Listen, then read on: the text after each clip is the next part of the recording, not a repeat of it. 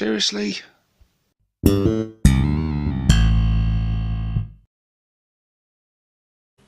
Hey guys, and welcome to this very special Christmas video with myself, 6+Stevo, and special guest Santa, or yeah, it's Mr. NecBeer from IDICBeer 40k. Hello all. So yeah, mate, thank you first of all for guesting on the channel. You're welcome. And thank you for allowing me to guest in your house to bring this video to you guys. As you can see, I'm in different surroundings. With lots of Necrons. How cool is this? It's like my channel, but it's Nick's channel on my channel. Crazy. But yeah, we are here because we wanted to chat about Chapter Approved 2019. So we've had our first sort of hands-on experience with it, haven't we? Yeah, I picked this up on Saturday. I spent 2 hard working days making a video on the points changes. Yeah. I've had a brief look at the other stuff in there, and obviously we played our first game. Yep. So, yeah. And obviously we can't give anything away on that. The little plug here. So guys, we have had a battle report. We've done a battle report on your channel. Yep. If you want to see that, go over to Nick's channel, hit the subscribe button and be ready, because that battle report will be coming up very soon. As they say, it's becoming right up. Nice. So yeah, we've without giving away the result of it, we had a lot of fun, and it was interesting, wasn't it, trying out these new missions, the new points and everything. There's quite a lot to discuss actually. I guess first of all we should talk about the points changes and things with our armies. Obviously I've covered it on this channel, covering the points changes with orcs and stuff, and we've had quite a few points changes. The big ones for me personally was killer cans dropping by 10 points. They were a weak unit. They just weren't good for the points. Deathcopters have always been good, versatile, handy unit, but overcosted, so it was nice to see both of those drop. Deathcopters, I think it's done real good. Killer cans, whether it's still made them competitive or not, I'm not sure. Death Dreads going down was nice, and a lot of the new buggies and things went down, which I don't use, but I think that's a welcome addition to a lot of people. But not a huge amount of drops for the orcs. We only had one thing go up, which was the smasher gun. But what about you for the Necrons? Do you have quite a bit? Yeah, we had overall some decent point reductions, but mainly on units which not so many people use. Yeah. My favourite one is probably the Wraiths. Sorry, the Flayed ones. A lot of people use Wraiths. Yeah, a lot of people use Wraiths. I'm definitely be using Wraiths quite a lot, especially now. But yeah, the Flayed ones coming down 4 points, which now makes them very playable at 13 points a model. Yeah. And obviously, the key thing would be the Wraiths coming down 6 points, which is a huge points drop for a very good unit basically. Yeah. Especially with the meta as it is, with Space Marines being around on the table. I think it's going to be a key unit for Necrons. I mean, the list that I played in our game, I gained 80 points. I gained 150 points on my list, but it was sort of chosen almost specifically to try out a lot of stuff. Exactly. Some of my other lists which I have, I've not really saved too many points because I've already taken the units which are quite good, and they haven't had reductions, just really the HQs. But, it's going to be good to try out some of the units that you maybe have left before and not thought about, but actually with the points drop it could suddenly bring some of them units into competitiveness or at least viability. Yeah, exactly. There's been a few surprises in there as well, haven't there, actually? Like I say, Wraiths was one, because they're already quite a competitive, popular unit, so it's quite... for us, we had the Flash Kits drop a little bit. And again, they're not sort of ultra competitive, but they're thought of quite highly, so I was quite surprised to see them come down actually. I think in terms of Wraiths, I think either Games Workshop have decided they just need to sell more Wraiths, maybe, or possibly they've thought, you know, that Necrons needs an anti-marine, Primaris marine unit. Yeah, quite possibly. I think Marines is the sort of the one faction that hasn't had a lot of drops in it, because obviously they've only just come out of the new codex and they're very strong position already. But anything disappointing in there for you? Monolith. Yeah, disappointing. Only came down 20 points. this time. So it's still 300, which is literally just a waste of time. It's just not enough, is it? It's we were discussing it quite a lot today, weren't we? The monolith and how it could be improved and things. I think personally it needs more than just a points drop. I think it needs some buffs, and I think it needs the addition of some more special rules and almost take it back to what it was in 3rd edition. I think that's maybe why Games Workshop are not making it silly, like cheap, is because when they do bring out a new codex, I think it will have more rules, and then they won't have to wrestle around with the points. It definitely needs to, because it's so iconic with the Necrons, isn't it? And it was traditionally, before we had giant things like this out, it was like the centrepiece of a Necron army. So it's a shame. For us, it was a similar story with the Stomper. Only 50-point drop on that, which is just absurd. It's just no one's ever going to use it other than for fun games and apocalypse games. So, but what do you think about having the points included with chapter approved like this, in the way they've done it, where they've literally listed everything, even stuff that hasn't changed in this little booklet? Do you like that? I think that's a good idea. Yeah. I love it for one reason. I love it because when I'm building a list, and in my codex, and I'm like, right, that's what the unit does, that's what it can have. Right, now, how much does that cost? Now you can have this open and this open with the points. And I like that format myself. I think it's I think it needs to be there, because if without that, you'd be looking at the codex, last year's chapter approved, this year's chapter approved. So I think having it all in one place is definitely needed. Consolidates all that information into one up-to-date bit. That is very, very good, actually. But what about 2 books this year? Yeah, I'm okay with it, actually. I like the fact that isn't in the book. I like that that's almost a separate thing. And I know some people are saying that the points changes should be sort of free and downloadable off like the website and things, and I can totally see that. Personally, I like having them in a little book format, but it didn't really bump the price up. What's chapter approved the year before? It was 18. I think it was 20, I think. Was it 20? I think so. I felt like it was 18, but I might be wrong on that. But yeah, £20, which I think's a fair price. And I know a lot of people are just interested in this part, the points, aren't they? That's their main draw. This is it, because maybe we're going to have a conflicting opinion on this, because we'll talk about the missions in a minute, but I've looked at the missions. I have to be honest, I'm not overly impressed. I'm sort of 50-50 on them. Yeah, I'm thinking this time round, it seems like Games Workshop have put most of the efforts into the open play.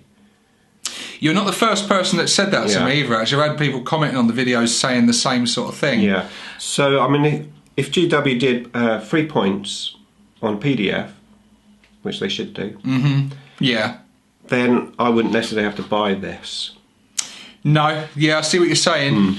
I don't know, I'm in two minds. I agree, like the points wise, whenever they change points and stuff and updates, it should almost be like the FAQs and erratas, that it's just free and it's there. But I mean, I do like having it in a little booklet form, and since it's essentially like a free bit on this, but it's basically, if you want these, they're forcing you to buy this, aren't they? Yeah, exactly. But that's not really going to work, because I mean, I don't have things like Battlescribe are updated. Well, this is it. People necessarily don't need this, because they can do it all on that. I don't really have an issue. As you say, it's £20, which really isn't that much. No. It's nice. I do like having my books, which is good. And I forgot what else I was going to say. Are you only good at editing? Yeah. We don't edit on this channel. It's all free flowing. And I was going to say something else, but I can't remember what it was. Well, there you go. Yeah, you were saying about how it's focused on open play and stuff. There is, and that might be the case. I can't really comment, because, as usual, as soon as I see a bit where it says open play, I'm like, right, skim past all that. I know they talk about the open war cards, which I know we've used before on a battle report, and they're good fun, but we didn't use them in an open play mission, did we? We used them in a match play mission with the open play cards. But so there is stuff in there like that, and for narrative play as well, and they talk about some sort of campaigns and linking your games and things.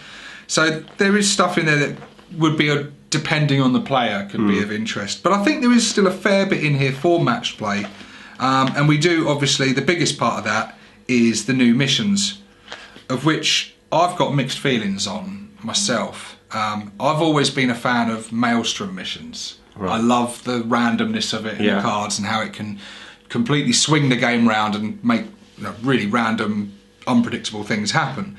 And See, I'm normally a fan of the Eternal War. Right. I prefer to play them. I find they're easier. Yeah, they're simpler. That's for sure. Yeah, you know where you stand a bit more. Yeah. And with some of the secondary objectives and stuff there as well, it's just generally easier to play, I think. And like you say, I've played quite a few Maelstrom games where it's been totally one-sided. Yeah. Down to the cards that you're getting. However, it seems like the Maelstrom missions in this, they try to stop that from happening. Yeah. Actually, I mean, that game that we played today, I actually quite liked how it was, having your 5 cards, using 3. I think that's probably the mission we played today, the covert manoeuvres, I think is probably my favourite just from reading them. Yeah. Currently it's the only one I've played, but from reading them all, it's probably my favourite one because it gives the advantage to whoever's losing each turn, which is nice. So it sort of balances the game somewhat. And like you were just saying, they've totally changed the way Maelstrom works now, doesn't it? You build a deck at the start of the game, so you have to select 18 cards minimum. You can have more from the deck, so you can basically go through your pack and take out all the objectives you don't want to go for. Yeah. And so you can kind of fit the cards to your play style. Which is good because the Necron tactical objective cards are rubbish. Right. They're really bad. They're really bad. And whereas previously you could disregard, like some missions, then you could disregard 6 or something. Yeah. Couldn't you? I'd normally want to just automatically disregard a lot of the Necron ones, and then not have them come up at all. Yeah, but then you still end up with things like destroy a flyer, or maybe somebody hasn't got that. So there's never enough to disregards at the beginning of the game. So I think this works really well. I like the way they've done the Maelstrom itself. It seems like what they've tried to do is make Maelstrom missions usable more in tournaments. Yeah. And get them more evenly balanced and more strategic. And it does add a layer. I still enjoy it. My issue with what's in this book with the Maelstrom of War missions is that they're all quite samey. There's very slight changes to the way the Maelstrom cards work. So for the one mission, for example, if you are behind on points, then all your objectives can be secret from the other player, which is nice. There's another one where if you're in the lead, I think you get an extra card, and so they're really slight tweaks to the game. But from basically all 6 of these Maelstrom missions, to me, all appear almost the same, really, which I find a bit disappointing, actually, that it's not a bit more varied. But the Eternal War missions are very varied. Well, I don't know, I was disappointed with the Eternal War because it just seems like it's a bit just a rehash. They're just using old missions, they tweak them. 4 Pillars used to be one of my favourite missions, and they've destroyed that for Necrons. Well, I feel they have, because now it's only troops are scoring units. And I mean, troops only 5 inches. They didn't bring warriors down in points. Pretty much they're only using immortals, and I think certain armies will struggle with that mission, like you're saying. And I think some people, it depends how you play your games as well, because a lot of people will turn up and they'll roll a dice 1 to 6. That's the mission you're playing. How we play it. I don't think that's good to do with these, because if you roll 4 pillars and you've got an elite army and maybe you don't have any troops, then you're not going to win. You're screwed from the start. Especially because, I mean, okay, you could argue you need to build a bit more of an all-round list and stuff. Yeah. But maybe not so much now with Necrons, because we have had 2 points reductions. Yeah. But at one point, you can actually play Necrons with troops. No. Because, you had to get all your destroyers and stuff in there. And the other mission, which again is just really bad for Necrons, is the HQ scoring one. Yeah, is that where the only HQs can score? I think it's Ascension. Yeah. I mean, if only one player has any character models within 3 inches of an objective marker, they control it, even if there are more enemy models within range of the objective. So they're getting basically objectives secured. So other players can score.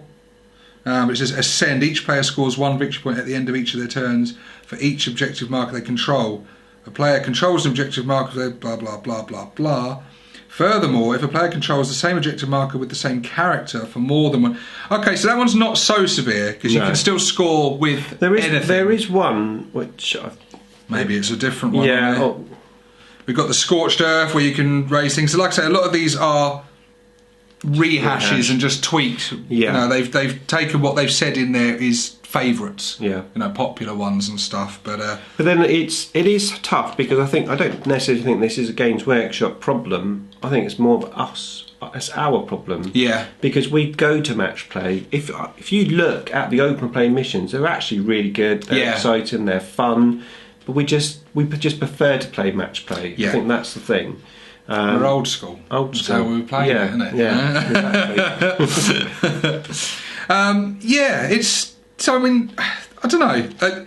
Obviously, they tweaks. They've got the new way of setting things up now and choosing the defender and the attacker. So deployment and stuff's all a little bit different, and that's kind of sort of very similar to the last year's version of Chapter Approved, where they've changed that, and I think that works better than the old way overall. I think. Yeah. I feel like player one has less of an advantage than they used to have. It used to be almost whoever went first won the game, didn't it? Yeah, I think in terms of choosing who goes first and the deployment and stuff, I think it's definitely better. There is an element of excitement about the roll-off to see who goes first, because you know who's going first before you even start playing the game, don't you, with this way? Yeah. Whereas before, you'd sort of had that excitement, the build-up of setting up. Yeah, that's very true. And then you rolled for it, and then you got to seize the initiative. And you would even try and set up in a certain way to ensure that you did get the advantage to go first. Yeah. But yeah, I think overall, though, I do think they've balanced it. Obviously, it's a turn-based game, so there's always advantages either way. But the way that if you're the defender, you choose which side you're on, and you also you can set up in retaliation to this. Yeah. So it does. There is improvements and stuff, but yeah, I mean, and there's also some tweaks to the sort of the rules themselves. I think things like psychic powers is. I think it's just almost a rewording of what they've had before, where. With the exception of Smite, each psychic power can only be attempted once per turn, rather than once per psyker per turn. And they've also gone on about I can't remember what bit it's called. Tactical restraint, I think it is, about refunding of command points. So now you can only get one command point back per turn. That was last time. That was last time, was it? So yeah, like I say, a lot of it does repeat. But it just I can't read it because I haven't got my glasses on. No worries. But it's just a blur. But I had a look through the match play rules. As far as I could tell, there wasn't any changes. Oh really? I'm not sure about this Smite one because I don't know Smite too well. I think Smite is still the same. They did do I think they said that they've reworded some of the stuff a little bit, and if there is tweaks, it's very slight tweaks to the game. So yeah, essentially, if you are doing match play, I guess what you are getting this for is obviously the points and the missions and the new missions, which they could easily do as a free download.